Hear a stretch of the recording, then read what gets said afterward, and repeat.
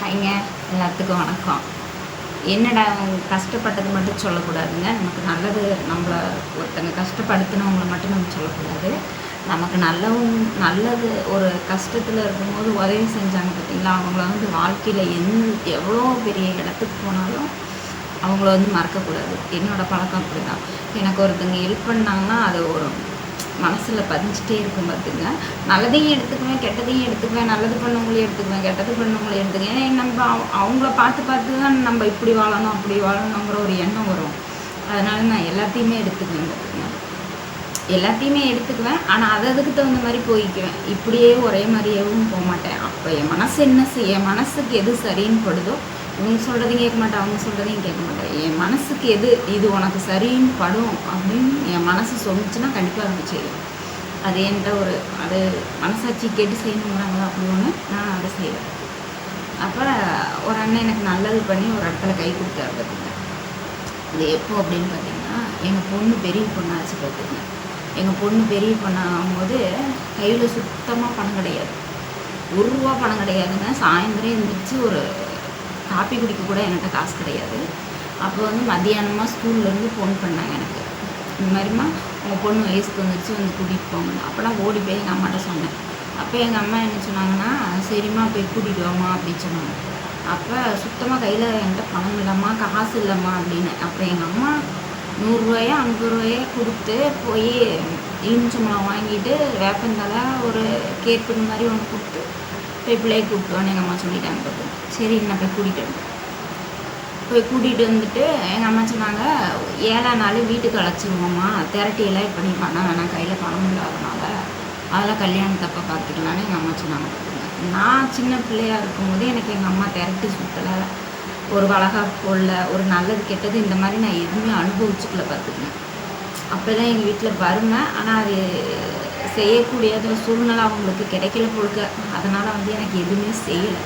அப்போது நான் என்னோடய மனசில் என்னென்னா, நமக்கு செய்யாத மாதிரி நம்ம பிள்ளைக்கு செய்யக்கூடாது, நம்ம பிள்ளைக்கு எல்லாமே கிடைக்கணுன்ற ஒரு மைண்ட் எனக்கு. அப்போ எனக்கு என்ன பண்ணுறதுன்னு தெரியல. அப்போ எங்கள் அம்மா சொன்னாங்க, 7ஆம் நாள் நல்ல நாளாக இருக்குது அப்படின்னு சொல்லி ஒரு வாரத்துலேயே வச்சுக்கணும்னு சொல்லவும், ஒரு வாரத்துக்குள்ளே என்னால் அவ்வளோ பணம் பெரட்ட முடியல. என்ன பண்ணுறதுன்னு யோசிச்சுட்டு அப்புறம் பலகாரச்சீட்டு போடுவேன். 100 ரூபா போட்டால் 6000 ரூபா இப்படி சீட்டு போடுவேன் பார்த்துங்க. 3 சீட்டு 300 ரூபா போட்டிருந்தேன் அவர்கிட்ட. வருஷம் கண்டா 9000 என்ன சில்லற கைக்கு வரும். அப்போ அந்த அண்ணன்கிட்ட நான் போய் ஒரு 10,000 ரூபா பணம் கொடுங்கண்ணா அந்த அண்ணன்கிட்ட வாங்கினேன் பார்த்துங்க. 5000 ரூபா மாதம் வட்டிக்கும் 5000 ரூபா சீட்டு பணத்தில் கழிச்சுக்கணும்னு சொன்னோன்னா அந்த அண்ணன் கொடுத்தாரு. அப்புறம் பட்டையில் போய் ஒரு வேலை செய்கிற பக்கம் போய் ஒரு 10 ரூபா இதெல்லாம் பணம் வாங்கிட்டு வந்து பார்த்துக்குங்க. வாங்கிட்டு கொஞ்சம் சிறப்பாகவே செய்யலாம்னு புண்ணியதனம் பண்ணி, அப்போ எனக்கு இந்த செல்லு டச்சு ஃபோனெல்லாம் கிடையாது. சும்மா சாதாரண பட்டன் ஃபோனு தான். ஆனால் செய்கிறதெல்லாம் நல்லா நீட்டாக செஞ்சோம். ஆனால் எங்ககிட்ட ஃபோன் கிடையாது. அப்போல்லாம் பட்டன் ஃபோன் தானே. அதனால் இந்த வீடியோ எங்கள் பொண்ணுக்கு வீடியோவில் திரட்டிக்கல, வீடியோலாம் எடுக்கலை. எங்கள் மூத்தார் செல்லில் எடுத்தார். அது மட்டும்தான் இன்னும் வச்சுருக்கேங்க. அப்போ ஒரு அண்ணன் பக்கத்தில் அசோக் அண்ணன்னு, அசோக்குன்றது அவங்க பையன் பேர். அந்த அண்ணன் பேர் கிருஷ்ண அண்ணன் நினைக்கிறேன். அந்த அண்ணன் பேர் கிருஷ்ணன்னா அவங்க பையன் பேர் அசோக்கு. அப்போ அந்த அண்ணன் எங்கள் பாப்பாவுக்கு திரட்டி சுத்த ஆள் இல்லையா, தாய்மாமா இல்லையா. அப்போ அந்த அண்ணன் என்ன செஞ்சாங்கன்னா, அண்ணா பக்கத்து வீடு. அப்போ அந்த அண்ணன்ட்ட, அண்ணா மட்டையெல்லாம் வாங்கணும்னா ஆள் இல்லைன்னா எனக்கு எங்கே வாங்கணும் என்னன்னு எனக்கு தெரியலண்ணா அப்படின்னா அந்த அண்ணன்கிட்ட பேசிகிட்டு இருந்தேன் பார்த்துக்கங்க எல்லாருக்கும். அப்போ ஒரு பட்டுன்னு ஒரே வார்த்தை சொன்னார் பாருங்க, அசோக்கு நீ போய் மாணிக்கம்பாளையத்தில் போய் அந்த தெரிஞ்ச வீட்டில் போய் மட்டையை வெட்டிட்டு வந்துருப்போம், அக்கா புள்ள வயசுக்கு வந்துருக்கு, நீ போய் மட்டையை வெட்டிட்டு வந்துரு அப்படின்னு சொன்னார் பாருங்க. ஒரு வார்த்தை. அடுத்த நிமிஷமே அந்த பையன் ஏன் என்ன ஏதுன்னு ஒரு வார்த்தை கூட கேட்கல. அடுத்தவங்க பிள்ளை செய்யணும் அப்படின்றது அந்த பையனுக்கு தோணவே இல்லை. அவங்க அப்பா சொன்ன ஒரு காரணத்துக்காக உடனே பசங்களை கூட்டிகிட்டு போயிட்டு மட்டை வெட்டிட்டு வந்துட்டான் பார்த்துங்க. மட்டை வெட்டிட்டு பின்னிட்டான் அவனே.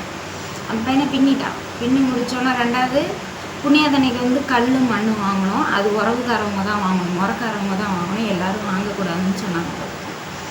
அப்போ அந்த அண்ணன் என்ன சொன்னார்னா, கல் மண் நான் வாங்கி தந்துடுறேம்மா, அதுக்கு நிற்க பணம் கொடுக்க வேணாம், பூஜை ஜாமானுக்கு மட்டும் புண்ணியதனைக்கு மாலைக்கு இதை நான் பணம் கொடுத்துருமா அப்படி சொன்னார்.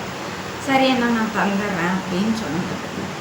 அப்புறமேட்டுக்கு அந்த அண்ணன் அந்த ஐயர்கிட்ட கேட்டுட்டு போய் எல்லாம் அவரே வாங்கிட்டு வந்துட்டார் பார்த்துக்கணும். அவரே வாங்கிட்டு வந்துட்டு என்ன நினச்சாரே தெரில, அந்த கடவுளுக்கு தான் தெரியும். எதுக்குமே எனக்கு ₹1 வேணாம் அப்படி சொல்லிட்டாரு. எதுக்குமே எனக்கு ₹1 வேணாம். ஏன் என் பிள்ளைக்கு நான் செஞ்சதாக நினச்சிக்கிறேன் அப்படின்னு உண்மையிலுமே அப்படியே சொல்லிட்டாரு பார்த்துங்க.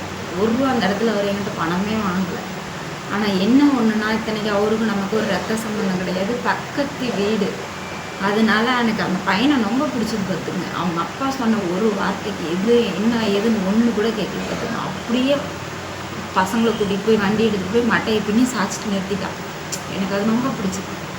அப்படி இருக்கவங்களெல்லாம் வாழ்க்கையில் என்றைக்குமே எவ்வளோ பெரிய இடத்துக்கு போனாலும் மறக்கக்கூடாது பார்த்துங்க. இன்றைக்கி மெயினாக கிருஷ்ணண்ணனுக்காக தான் இந்த வீடியோ. அவர் இறந்துட்டார் பார்த்துங்க. நான் அங்கே இருக்கும் போதே இறந்துட்டார். இப்போ அவங்க ஃபேமிலி எங்கே இருக்காங்க, அந்த பையன் அவங்க அம்மா இவங்களாம் எங்கே இருக்காங்கன்னு தெரியலாமா. அம்மா பேர் அம்பிகா, அந்த பொண்ணு பேர் அபிநயா, இந்த பையன் பேர் அசோக். இப்போ எங்கே இருக்காங்கன்னு எனக்கு தெரியாது. ஆனால் என்னோடய மனசில் இருக்கிறது அவங்கள பார்த்தா அந்த பையன் கல்யாணத்துக்கோ இல்லை அந்த பொண்ணோட கல்யாணத்துக்கோ இல்லை அந்த பொண்ணுக்கு ஏதாவது நம்மளால் முடிஞ்சதை செய்யணுங்கிறது என் மைண்டில் இருக்குது. ஆனால் அது செய்ய நேரம் வருமா, பார்ப்பேனா பார்க்க மாட்டேன்னா எனக்கு தெரியாது. சப்போஸ் இந்த வீடியோ பார்த்தா கூட வாய்ப்பு இருக்குது. ஆனால் அவங்க செய்யணும். அந்த அண்ணன் அவங்க ஃபேமிலி எங்கே இருந்தாலும் நல்லா இருக்கணும் பார்த்துங்க.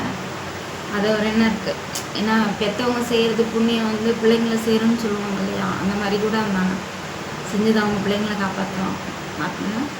ஆனால் வாழ்க்கையில் அந்த அண்ணனால் எவ்வளோ பெரிய இடத்துக்கு போனாலும் மறக்கவே கூடாது பார்த்துங்க. பயமே நல்லதையும் சொல்கிறேன், கெட்டதையும் சொல்கிறேன். வாழ்க்கையில் நடந்ததை பிடிச்சிருந்தால் லைக் பண்ணுங்கள், வீடியோ பிடிச்சா ஷேர் பண்ணுங்கள். பாய்ங்க.